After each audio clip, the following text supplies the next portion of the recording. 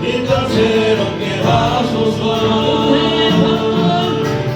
은혜의 강물 흐르게 하소서. 성령의 바람 이제 불어오라. 오 주의 영광 가득하.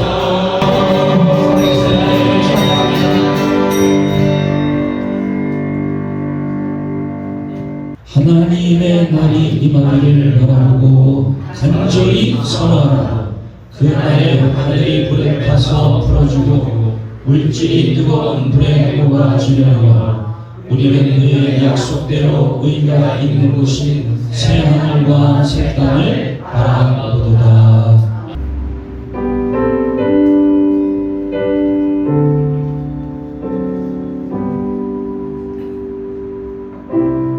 나의 환난 날에 내가 주를 찾았으며 밤에는 내 손을 들고 거두지 아니하였나니 내 영혼이 위로받기를 거절하였도다. 내가 하나님을 기억하고 불안하여 근심하니 내 심령이 상하도다. 자비하신 여호와 하나님, 상한 심령을 꺾지 아니하시고 다시금 일으켜 세우시는 하나님의 권세와 능력을 의지합니다. 죄의 사슬에 매여있던 우리의 삶을 어둠의 권세에 구속되어 살게 하지 아니하시고 자유와 영생의 소망을 갖게 하심을 감사드립니다. 인간적인 성격과 성품을 쫓아 살던 저희들이 부활의 소망 가운데 예수님을 따라 살게 하심을 감사드립니다.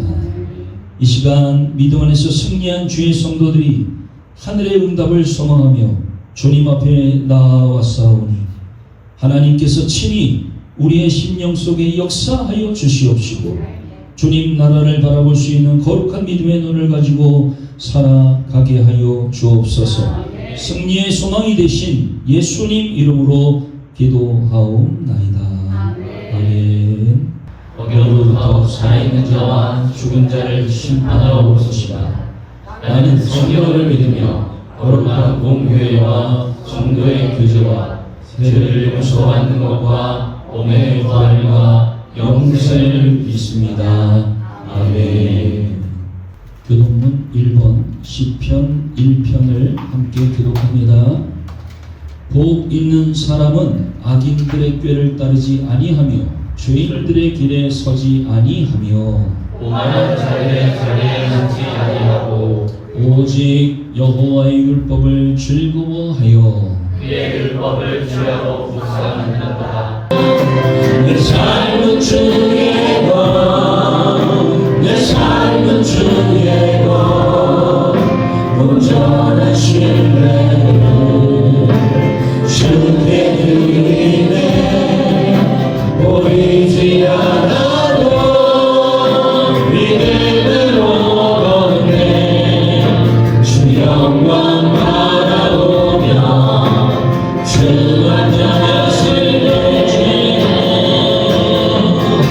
내 삶은 주의 것, 온전한 신뢰를 주께 드리네. 보이지 않아도 믿음으로 걷네. 주 영광 바라보며 주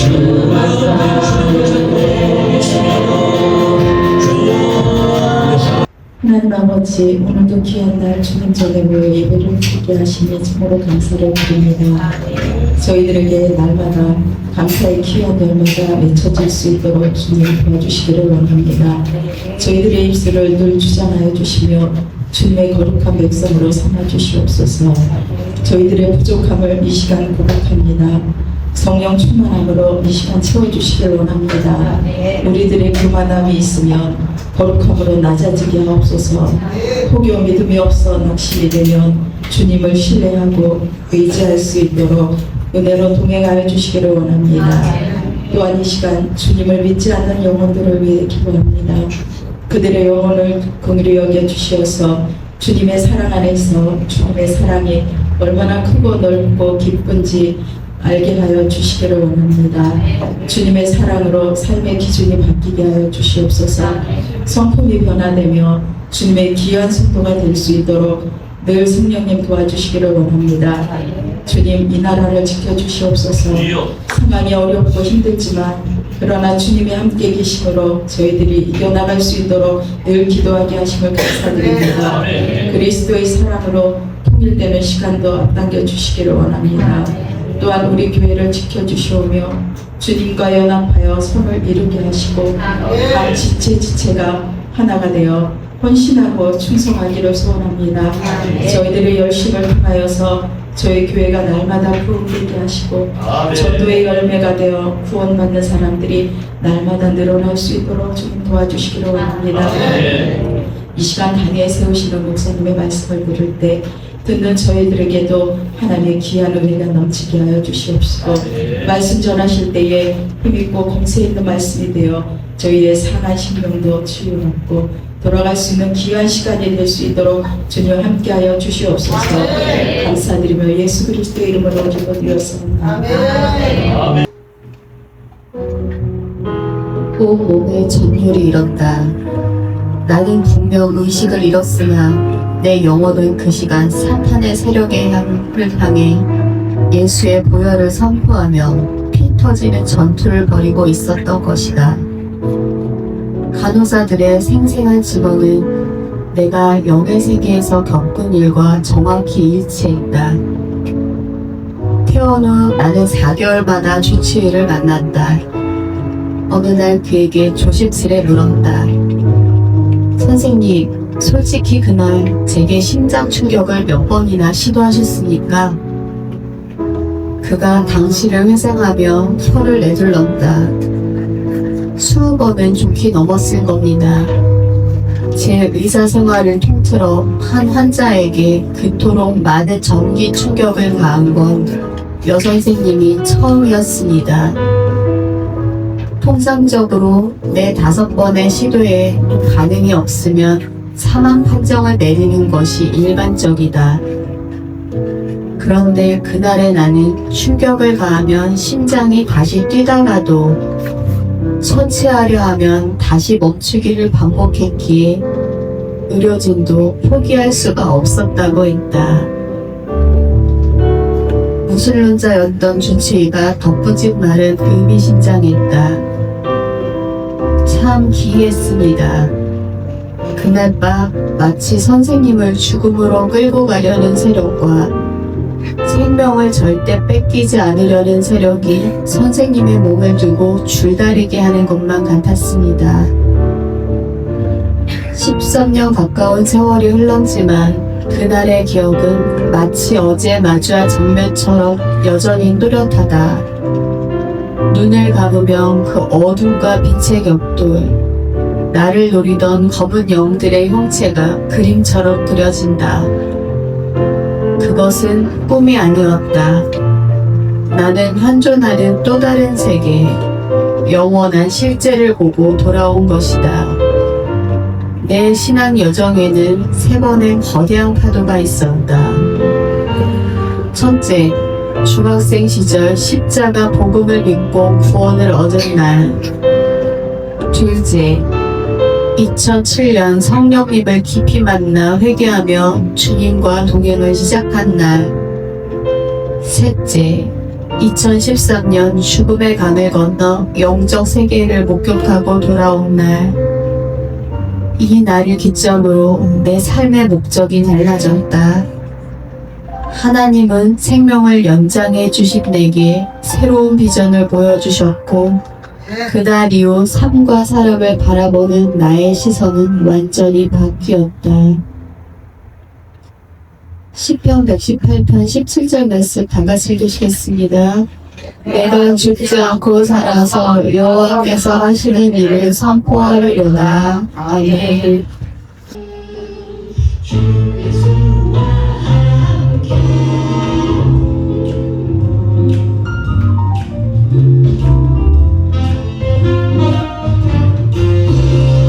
주와 같이 길 가는 것 즐거운 일 아닌가. 걸어가신 발자취를 밟겠네. 어린아이 같은 우리 미련하고 약하나 주의 손에 이끌리어 생명길로 가겠네. 한 걸음 또 한 걸음와 주 예수와 함께해 날마다 우리들은 걷겠네.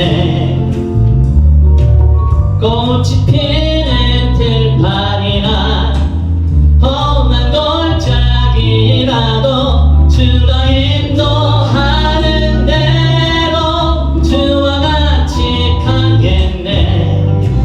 옛날 선지 에녹같이 우리들도 저 천국에 들여올라갈 때까지 주와 같이 가겠네.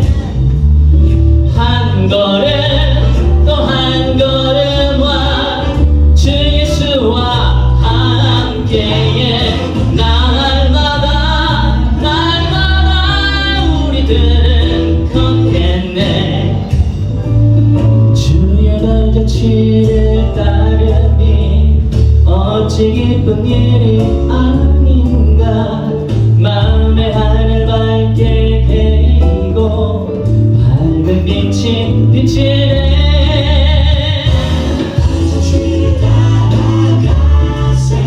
함께 나아가세.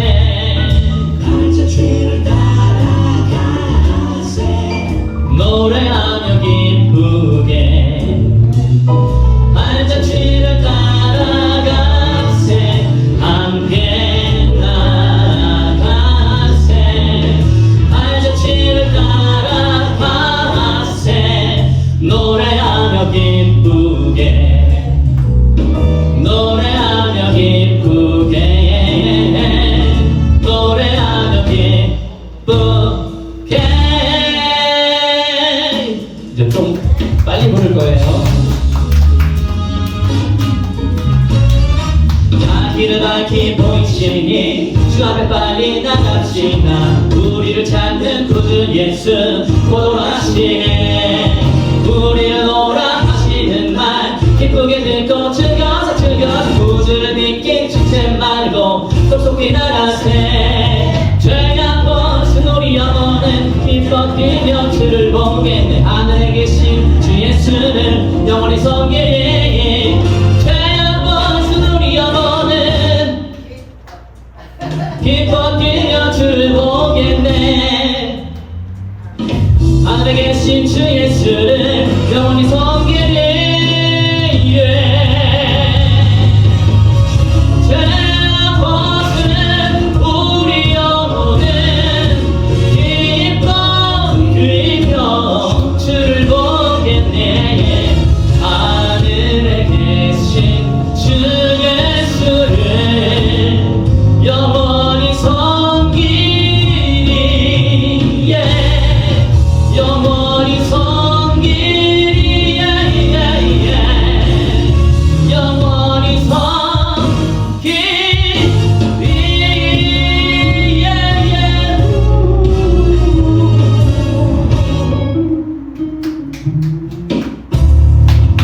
아멘. 하나님 주님을 찬양합니다.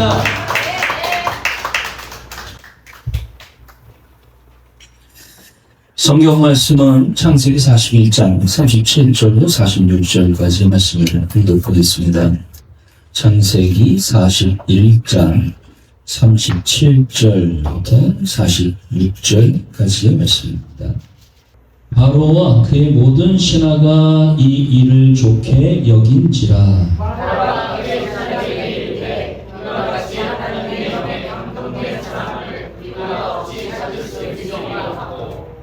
요셉에게 이르되 하나님이 이 모든 것을 내게 보이셨으니 너와 같이 명철하고 지혜 있는 자가 없도다.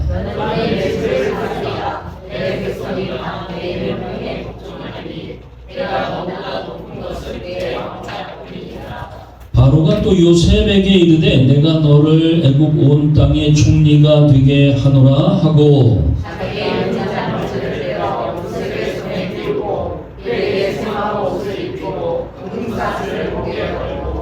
자기에게 있는 복음 수레에 그를 태우매 우리가 그의 앞에서 소리 지르기를 엎드리라 하더라. 바로가 그에게 애굽 전국을 총리로 다스리게 하였더라.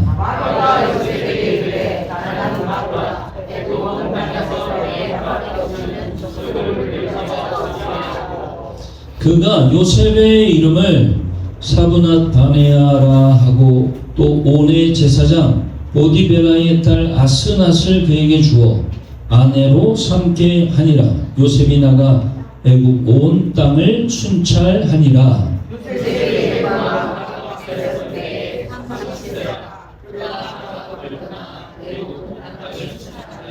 아멘. 다음 세대를 향하여 그런 제목으로 오늘 말씀을 함께 나누려고 합니다. 5월이 코앞입니다. 추운 겨울 지내며 웅크렸던 마음으로 사순절을 경건하게 보내는 것은 매우 적절해 보입니다.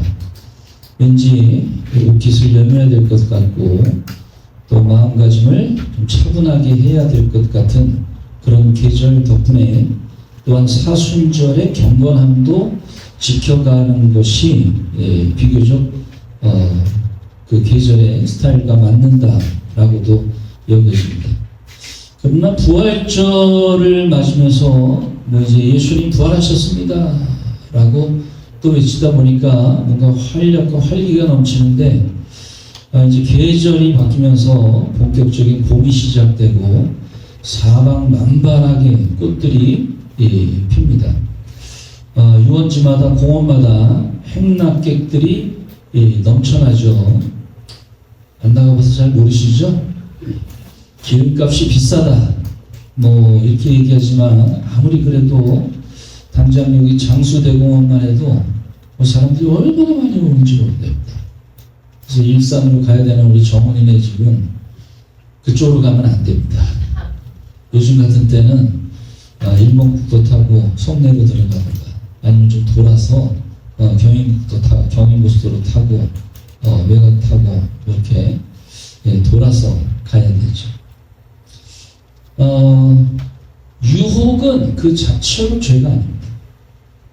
유혹에 타협하거나 유혹에 넘어가는 것이 곧 죄다라는 것을 기억해야 됩니다. 인생의 유혹은 언제나 있습니다. 그 유혹은 절대로 나를 잘되게 하는 법이 없습니다. 유혹은 당장은 달콤합니다. 그렇지만은 그 결과를 맞닥뜨렸을 때는 깊은 후회만 남게 되는 것이 유혹이라는 것입니다. 5월은 유혹의 계절입니다.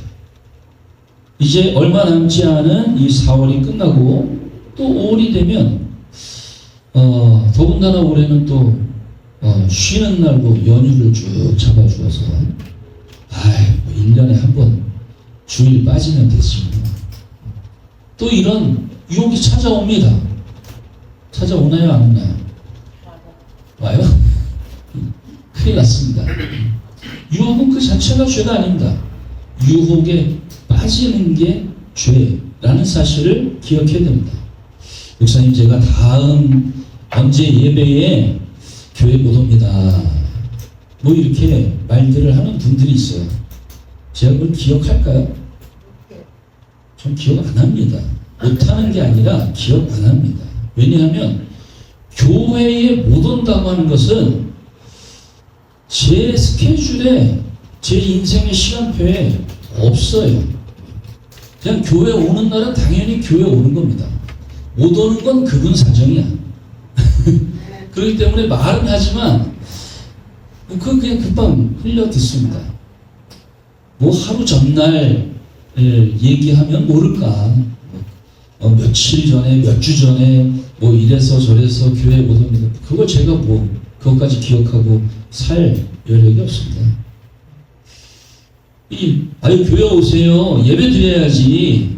뭐 그게 제가 할 말이지. 아유 그러세요. 이번 주에는 뭐 못 오겠네. 저는 입에 그 말을 담지 않습니다. 이해는 하죠. 그렇지만은 그렇다 해서 인정하는 것은 아닙니다.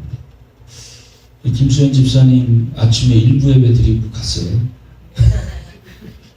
밤새 근무하고 퇴근하고 또 와서 같이 저하고 예배 드리고 기도하고 또 그리고 갔습니다.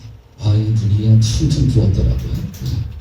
피곤하죠. 예. 그래도 또 교회 와서 기도하고 또 같이 이렇게 목사하고 앉아서 또 뭐 말씀 듣고 기도하고 또 뭐 그러면 되는 거지. 예, 꼭 예배 시간에 보다도 또 일찍 왔다 가든 뒤에 오든 뭐 어쨌든 오면 되는 거지. 뭐 오고 못 오고 그런 건 그렇게 중요한 게 아니죠. 지난 주간 어느 집회 갔다가 강사 목사님이 하시는 말씀이 자녀들에게 미리미리 유언을 해라. 미리미리 유언해라. 그러면서 그 유언의 내용인즉슨 아들아 딸들아 내가 죽거든 양로원에서 찾지 말고 전도하다 죽었을 테니 길바닥에서 찾아라. 몇 사람 시키더니 결국에 나도 시키더라고. 곰곰이 생각해봤어요. 과연 나는 어떤 죽음을 맞이하게 될까? 요즘 많은 사람들은 대부분 사고로 죽으면 중환자실에서 죽고 또 연로에서 돌아가시는 분들은 대부분 요양원에서 돌아가십니다. 여러분 병들지 마십시오. 할렐루야. 하나님이 함께 하실 줄로 믿습니다.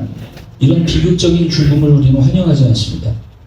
찬송하다가 기도하다가 예배드리다가 목사는 설교하다가 그러다가 주님 만날 수 있으면 그게 참 행복한 죽음이 아니겠어요? 그런 믿음과 소망을 가지고 살아가야 되고 모든 사람들에게 주님이 맡겨주신 마지막 명령은 땅끝까지 이르러 내 복음을 전해라 하는 것입니다.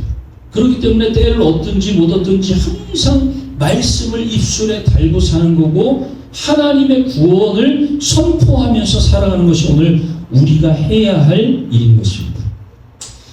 도대체 왜 우리는 이런 비극적 죽음을 환영할 수 없는가?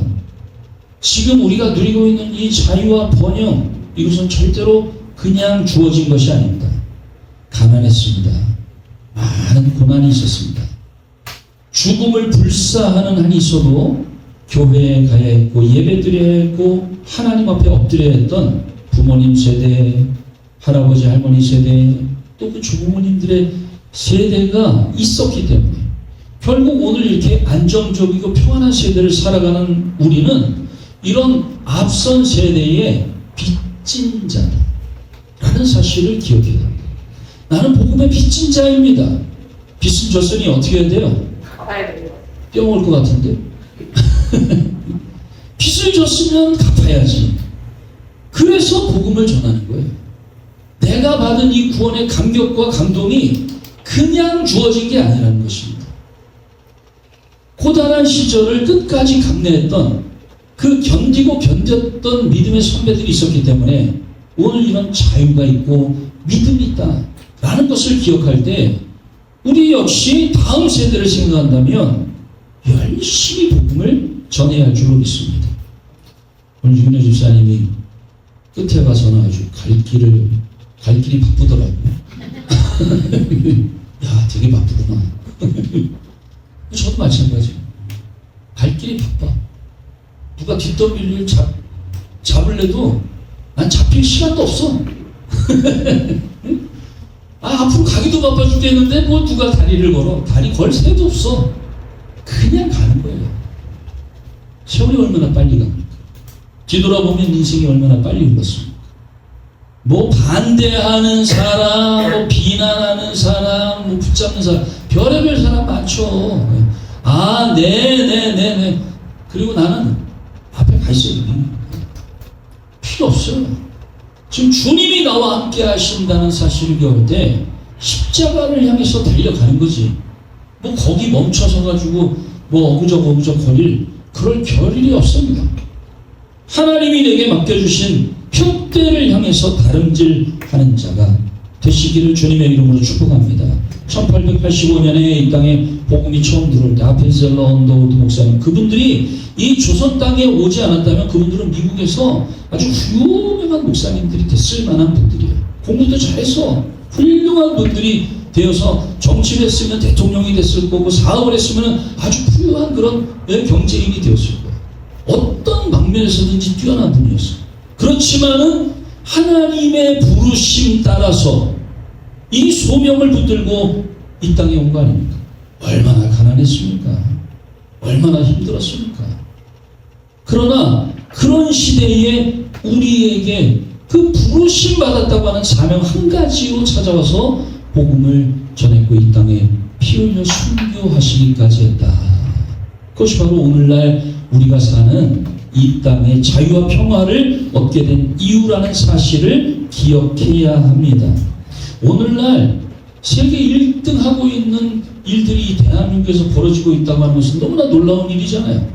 반도체 가지고 이 나라가 이렇게 잘 먹고 잘 살 수 있을 거라고 누가 생각했겠어요? 이제는 뭐 세계 1등을 목전에 두고 있다.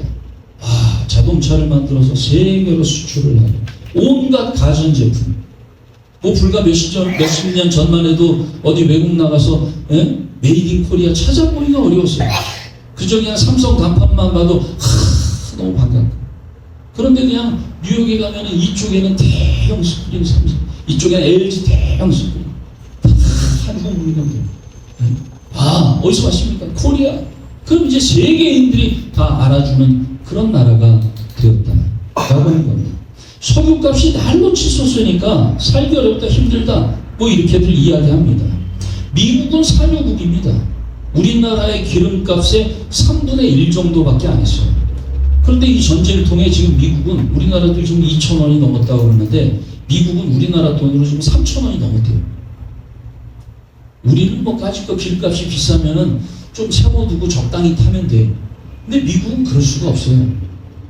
우리는 집 앞에 나가면 편의점이 그냥 쫙 깔렸어. 그냥 가서 사오기만 하면 돼. 근데 미국은 집 앞에 가면 아무것도 없어요. 하다못해 물 한 병을 살려고 해도 차 끌고 30분, 1시간을 가야 돼요. 그러니까 이 기름값이 올라가지고 지금 미국도 난리고 가요. 베트남도 산유국이에요. 근데 베트남은 정유시설이 없어, 정유시설. 그래가지고 이 원유를 갖다 팔고 비싼 석유를 갖다 써요. 우리나라는 어때요? 석유 한 방울도 안 나. 근데 우리나라는 이 석유를 정제할 수 있는 기술이 세계적이에요. 석유 한 방울 안 나는데 우리는 석유 팔아먹고 살고 있어. 할렐루야. 몰랐죠? 우리는 자랑스러운 대한민국에 살고 있는 거예요. 온 세상이 기름값 때문에 걱정하고 있는 거, 우리만 걱정하는 게 아니에요. 뭐 그거 가지고선 그렇게 큰일 난 것처럼 생각할 거 없어. 그냥 세상이 다 그런 거야. 하나님 바라보고, 야, 그래도 하나님이 이만큼 축복해 주셔서 이 나라가 이만큼 가고 있구나 라는 것에 감사하고, 어려우면 어려운 대로 좀 아껴 쓰고 또 미래에 대한 희망을 가지고 살면 될 줄로 믿습니다. 107세가 되신 김형석 교수님이세요. 이분이 이런 얘기를 합니다. 야, 내가 100세를 넘겨보니 내 인생의 전성기는 70대, 80대였다. 할렐루야. 우리 옆 사람과 인사해요. 예? 100세 미만입니다. 시작. 100세 미만입니다. 우리 다 동갑이야. 예?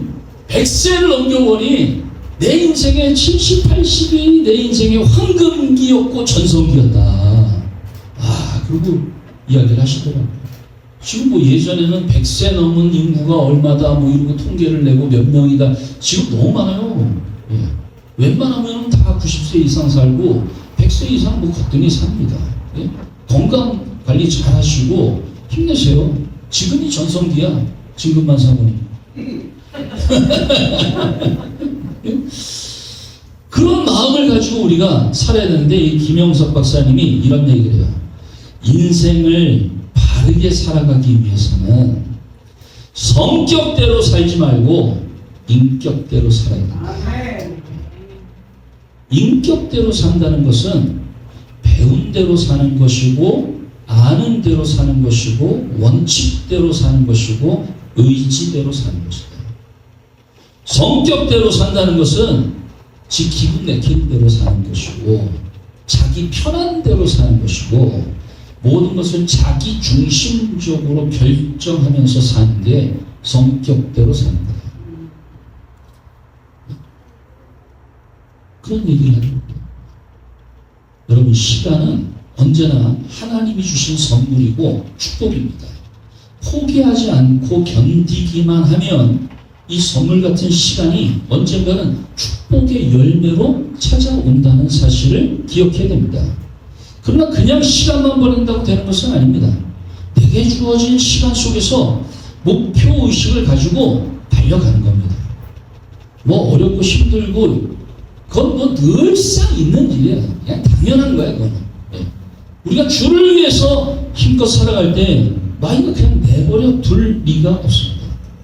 독일의 작가 에르스트 블로그는 이렇게 말했어요.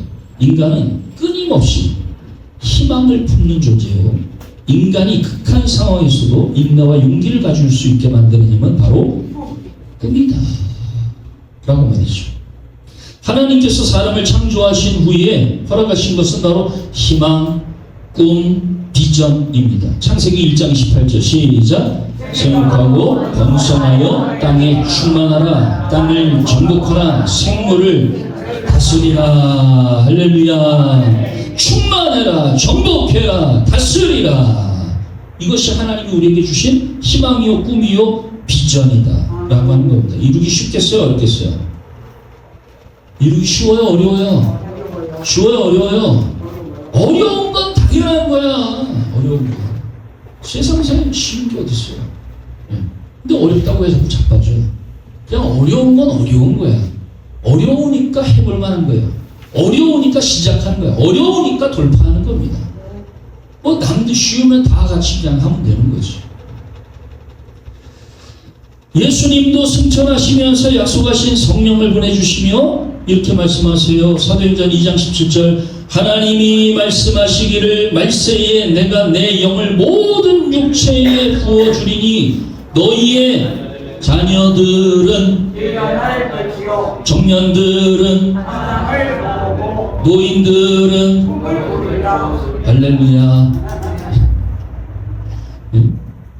뭐 이렇게 곡조가 있지만은 나중에 나이 먹으면 곡조도 다 통일돼. 올라갔다 내려갔다 할 정신이 없어. 그러려니 하고 하는 거예요. 그냥. 하나님이 우리에게 주신 것 희망과 꿈과 비전이다. 어제 뭐 교회 카톡에도 올려드렸는데 송도에 이 황우여 전 교육부 장관 하셨던 장로님이신데 로펌을 하시는데 거기서 예배를 드린다는 거예요. 우리 지난번에 경찰 선교회 연합 예배를 드렸는데 예전 동부경찰서장 하셨던 이환석 서장님이 거기 오셨어요.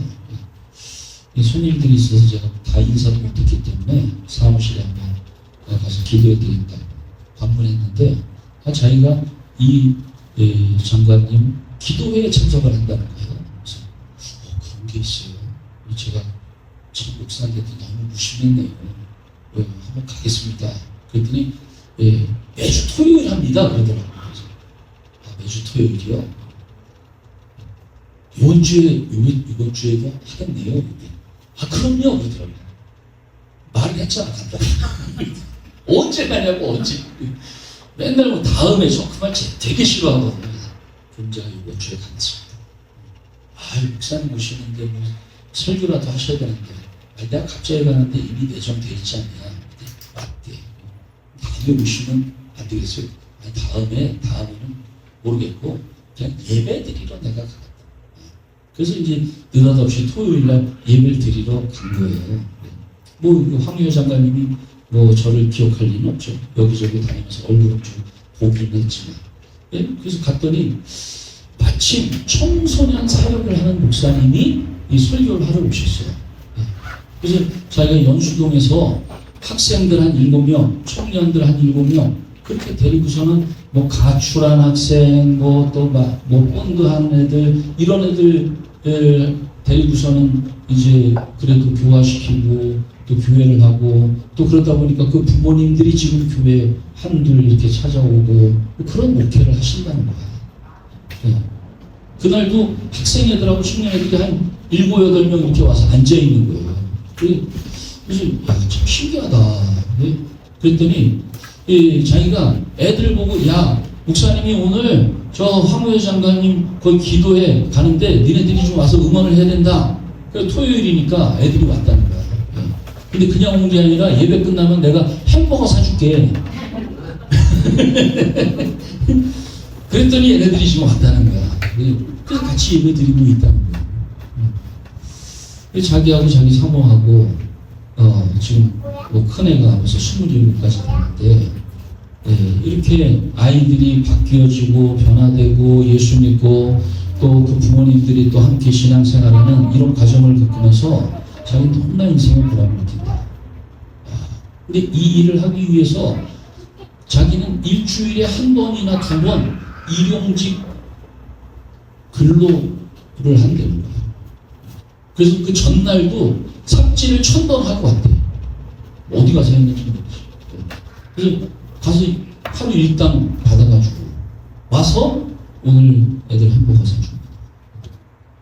그리고 일주일에 이틀이나 3일은 자전거, 남들이 버린 자전거가 많대요. 그거 끌고 배달통 가지고 다니면서 배달을 한다는 거예요. 그 말을 듣는 순간, 야, 너무 죄송하다. 참 저렇게 복음을 위해서 자기의 삶을 헌신적으로 희생하는 분이 계시구나. 근데 구김이 전혀 없어요. 그냥 밝게 오직 말씀 전하고 짧은 시간이었기 때문에 다 얘기를 하지 못해요. 그래서 제가 예배 끝나고 우리 경찰청에도 연합 예배를 드리는데 우리 학생들하고 청년들이 여기도 이렇게 와 있지만은 쟤네들이 좀 와서 보면 좋겠다. 우리 경찰관들 중에도 학교 전담 경찰관이라는 게 있고 또 이런 학생들 쫓아다니면서 또 교육하고 변화시키기 위해서 애쓰는 사람들이 많은데 특히나 그 중에 우리 기독교인 경찰관들은 참 우리 여기 능동경찰서에 있는 전영철 권사님 같은 경우에 제가 가끔 저녁에 전화하면은요, 어디 있어요? 교회 아니면 집이어야 되잖아. 근데 저기 뭐 노년역 소래역 거기가 있다는 거야. 뭐해? 그럼 아침에 낮에 어떤 녀석을 만나기로 했는데 이 녀석이 전화도 안 받고 지금 그래가지고 그 집 앞에 가서 기다리고 있다는 거야. 아니 퇴근해야지.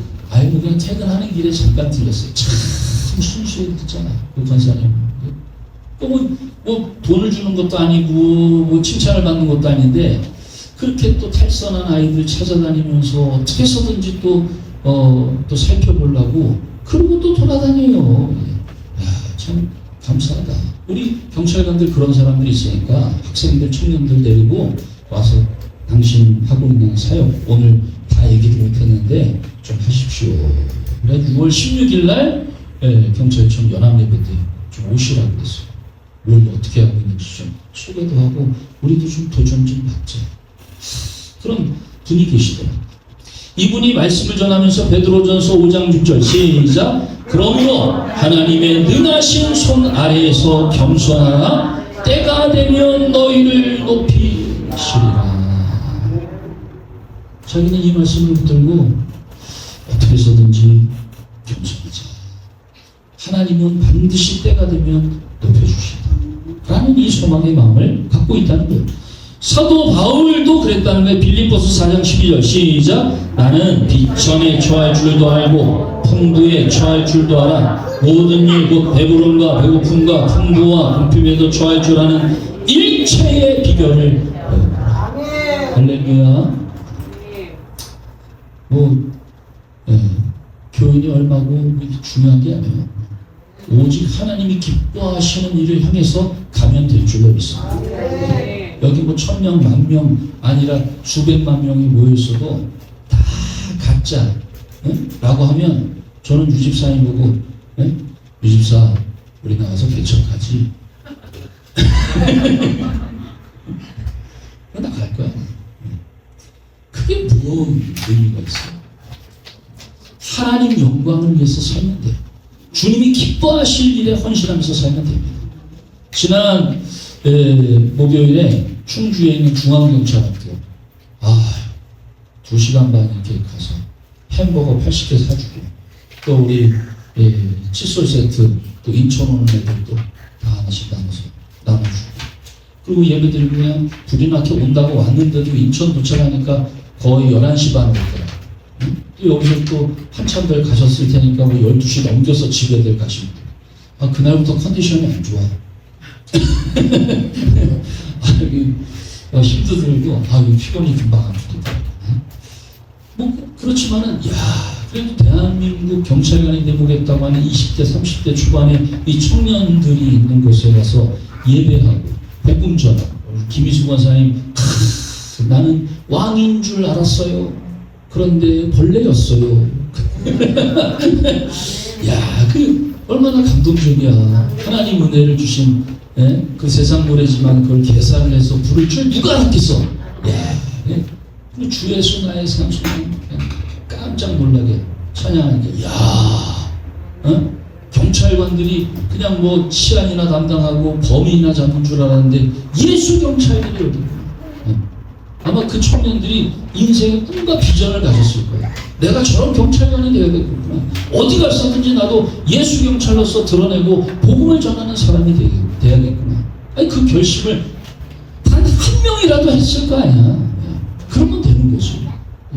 그런 마음으로 또 찾아가고 복음 전하고 하는 일들을 또 지난 한 주간 해왔습니다. 오늘 요셉의 이야기잖아요. 요셉. 따라합시다. 하나님은 내 꿈의 주인이시다. 할렐루야. 요셉의 인생은 그냥 꽈배기같이 비비 꼬인 인생이었어요. 그 꼬이기 시작한 게 언제야?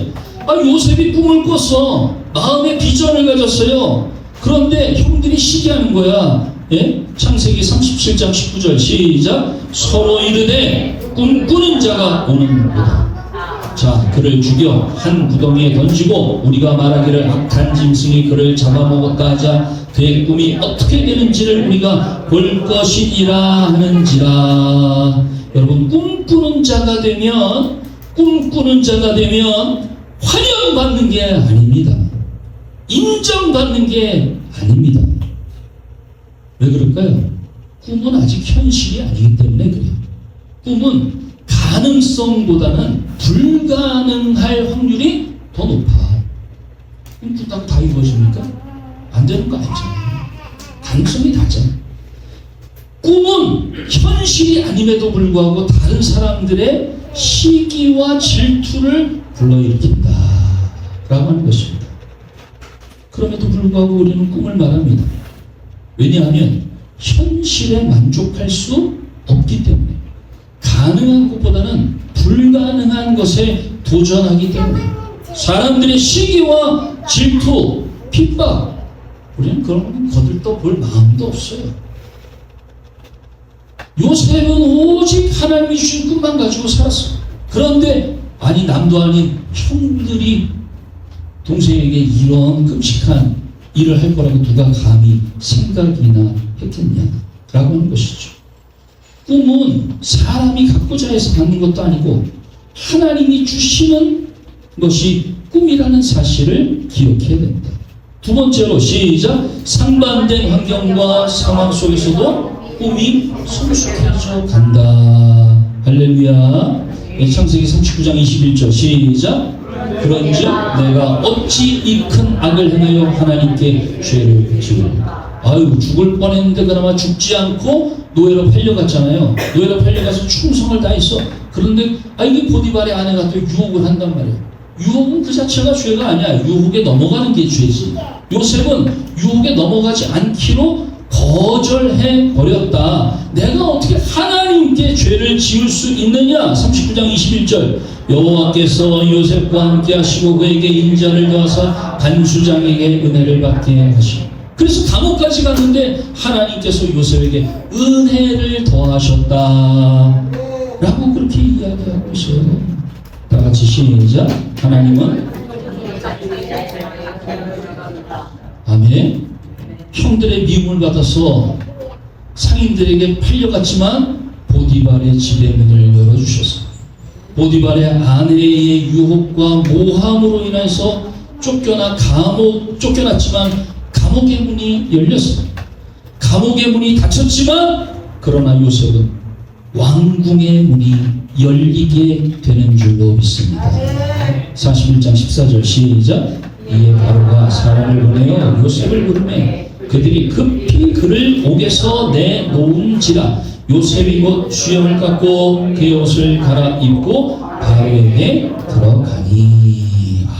서프라이즈, 놀라운 일이 생겼어요.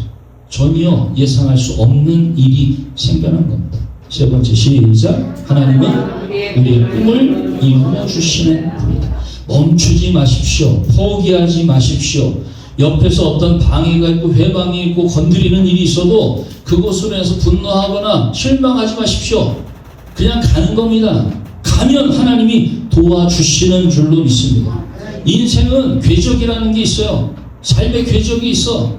여기 앞에 있는 이시영 목사를 볼 때 우리 목사님은 어떻게 살아오셨구나 라고 하는 것에 대한 여러분이 증인이잖아요. 그 궤적이 하루아침에 만들어집니까? 비행기가 지나가고 나면 자국이 남아. 그 자국이 그냥 순식간에 생긴 것 같지만 출발한 데가 있고 도착한 곳이 있는 그 궤적이 생기는 거예요. 무슨 꼬부랑 이렇게 궤적이 생기지 않아요. 우리의 삶에 궤적이 있어. 하나님이 지켜보십니다. 사람도 지켜봅니다. 야, 저 사람은 말이야 무슨 말을 해도 다 가짜야. 아유, 저 사람이 하자 그런 거 그런 말 믿지 마. 응? 다 뻥이야. 아유, 그렇게 얘기했어? 그러면 그냥 그 사람이 말했으면 그게 맞는 거야 라고 하는 이런 삶의 궤적이 있다라고 하는 거예요. 오늘 하나님께서 나의 꿈을 이루어 주신다 라는 사실을 기억하고 살아가는 요셉과 같은 삶이 되시기를 축복합니다. 오늘 본문인데 37절 시작. 바로와 그의 모든 신하가 이 일을 좋게 여긴지라. 이 일이란 바로가 꿈을 꿨잖아요. 그래가지고 요셉이 그 꿈에 대해서 다 해몽을 해주었어요. 7년 동안 풍년이 될 것인데 그 다음 7년 동안 흉년이 될 것이다. 이거를 지혜 있는 사람들을 잘 세워가지고 그때를 잘 준비하십시오 라고 가르쳐 주기까지 했다라고 하는 것입니다. 바로 앞에서 그런 이야기를 하자 38절 바로가 뭐라 그래요? 시작. 바로가 그의 신하들에게 이르되 이와 같이 하나님의 영에 감동된 사람을 우리가 어찌 찾을 수 있으리요. 바로가 하나님 믿어요, 안 믿어요? 안 믿어. 안 믿는 사람들에게 믿는 사람들이 인정받아야 됩니다. 할렐루야. 안 믿는 사람들에게 손가락질 받으면 안 돼요. 야, 믿으려면 그래도 저 사람처럼 믿어야지. 그래, 나는 안 믿어. 그렇지만 야, 교회 다니려면 저 사람처럼 교회 다녀야지. 이렇게 이야기를 들어야지. 아유, 요즘 교회 다니는 것들이 다 안 다니는 사람보다 더해. 이런 소리 들으면 안 됩니다. 아무리 교회가 크고 화려하고 좋아도 우리가 혼자서라도 믿음을 지키는 삶을 살아야 된다. 바로가 이야기한 거예요. 이 이방인의 왕 바로가 요셉을 두고 하나님의 영에 감동된 사람. 하나님의 영에 감동된 사람. 성경의 최초로 성령의 감동을 받은 사람 누구예요? 요셉이라는 거야. 요셉이 바로 하나님의 영에 감동된 첫 번째 사람이었다라고 하는 것입니다. 성령의 은혜와 함께 하십니다. 그 성령의 감동을 따라 살아가는 저와 여러분이 될 수 있기를 바랍니다. 39절 시작. 요셉에게 이르되 하나님이 이 모든 것을 내게 보이셨으니 너와 같이 명철하고 지혜 있는 자가 없도다. 명철하다는 말은 분별력이 있다는 거예요. 지혜 있다는 말은 감각이 있다는 거예요. 지혜가 분별력이 있기 위해서는 기준이 있어야 돼. 기준. 삶의 기준이 없으면 분별할 수가 없어요. 달다. 얼만큼 단 거야? 응? 다 다르잖아. 그렇지만 다 기준이 있어 없어요? 다 자기 나름대로 기준이 있는 거야. 짜다. 어떤 사람은 안 짜다, 짜다, 뭐 싱겁다. 자기 나름대로 기준이 있는 거잖아요. 분별력이 있다고 하는 거는, 명철하다는 건 분별력이 있다는 거예요. 분별력은 기준이 있어야 돼. 우리의 기준은 뭐예요? 하나님이시죠. 하나님이 내 삶의 기준이십니다. 할렐루야. 이 기준을 따라 사는 거예요. 내가 기준이 되면은요, 기분에 따라서, 그날 컨디션에 따라서 이 기준이 왔다 갔다 해. 그러나 하나님은 어제나 오늘이나 알파와 오메가 변함이 없으신 하나님이십니다. 그래서 우리는 하나님을 믿는 거예요. 나는 불확실해. 나는 내 자신을 믿을 수 없어. 그렇지만 하나님은 절대로 변화가 없으신 분이시다 라는 것을 기억하고, 그 하나님을 믿고 의지하고 그분을 나의 삶의 기준으로 삼을 때 분별력이 생긴다 라고 하는 게, 지혜가 있다는 건 감각이 있다는 거야. 예? 우리 옆 사람에게 인사하세요. 아, 요즘 순발력이 있어 보이는데. 순발력 없어 보인다 진짜. 사람들이 말이야 좀 그렇게 얘기하면 아 고마워 감사해 뭐 이럴 줄 알아야죠. 그러면 안 돼요. 사람들이 감각이 있어요. 바로 왕이 요셉을 향해서 명철하고 지혜 있는 사람은 바로 너다라고 인정했다는 거예요. 40절 시작. 너는 내 집을 다스리라. 내 백성이 내 명령에 복종하느니 내가 너보다 높은 것은 내 왕좌뿐이다. 17살에 팔려갔어요. 아직 자기의 꿈과 비전, 희망을 제대로 소화해내지 못할 나이였다 보니까 아유 좀 교만해가지고 몇 마디 던지게 형들의 시기를 사가지고 아니 죽을 뻔했어. 그리고 감옥에 갇혔어. 그런 13년의 세월을 지난 다음에 요셉이 지금 이방 땅에 끌려와가지고 바로의 눈에 하나님의 영에 감동된 사람, 네가 바로 명철한 사람이고 네가 바로 지혜 있는 사람이다, 이 나라의 미래를 책임져야 될 사람이다 라고 인정받게 될 줄 누가 알았겠냐 하는 것입니다. 여러분 꿈을 가지세요. 비전을 가지세요. 그러면 바로 하나님이 도와주시는 줄로 믿습니다. 그 하나님이 도와주시면 내 자녀들이 이 땅의 거룩한 백성이 됩니다. 내가 사랑하는 사람들이 미래의 주인공이 됩니다. 우리의 부모 세대들은 그 사실을 믿었어요. 이 나라가 잘 될 거야. 우리가 열심히 이 가난과 핍박을 견디면 반드시 우리 후손들은 잘 될 거야 라는 그 희망을 놓지 않았어요. 그래서 오늘날 우리가 이렇게 편하게 먹고 마시고 교회 가고 싶으면 교회 가고 놀러 가고 싶으면 놀러 가고 우리가 마음대로 하는 겁니다. 미래 세대를 걱정하는 사람은 많아요. 아유 앞으로 어떡하냐, 뭘 어떡하게. 하나님이 잘 되게 하실 줄로 믿습니다. 그러려면은 우리가 무엇보다도 이 모든 사람들 다음 세대를 향해서 우리도 고난을 견딜 줄 알아야 돼. 성격대로 살면 안 됩니다. 하나님이 주신 이성을 가지고 하나님이 주신 능력을 가지고 내 인격을 바로 다듬으면서 신앙의 바탕 위에서 살아가야 될 줄로 믿습니다. 꿈은 하나님이 주인이십니다. 그 꿈을 하나님을 섬기는 데 사용하십시오. 그리고 하나님을 잘 섬기면 그 꿈을 통해서 다음 세대를 더욱더 돋보이게 하시고 그 다음 세대가 우리의 기쁨이 되고 자랑이 되게 하실 줄로 믿습니다. 기도합시다. 존귀하신 여호와 하나님, 요셉을 높이셔서 이스라엘 백성들에게 구원의 희망이 되게 하신 것처럼 오늘 우리도 우리에게 당한 여러 가지 고난을 믿음으로 견뎌 이겨 승리하게 하옵소서. 구원이 되시는 예수님 이름으로 기도합니다. 아멘. 지금은 우리 구주 예수 그리스도의 은혜와 하나님의 그 크신 사랑하심과 성령의 강화 감동 역사 교통하심이 우리 가운데 영원히 함께 하시기를 간절히 축원하옵나이다. 아멘.